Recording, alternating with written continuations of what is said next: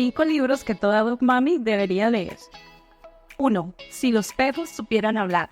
Un insólito y fantástico libro sobre perros que nos introduce en la apasionante historia evolutiva del animal doméstico más antiguo del mundo, con divertidas ilustraciones.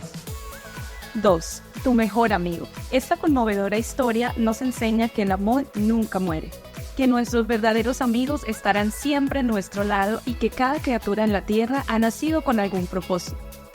3. Un olfato para todo.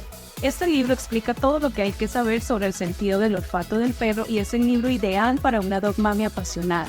Te embarcarás en una lectura amena, interesante y muy sorprendente.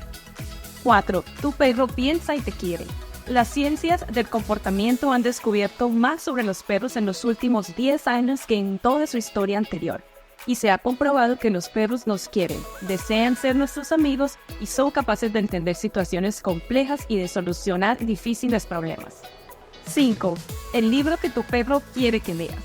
Esta es la guía más completa para conocer y entender a tu compañero canino, respetando sus necesidades para conseguir así una convivencia feliz y respetuosa.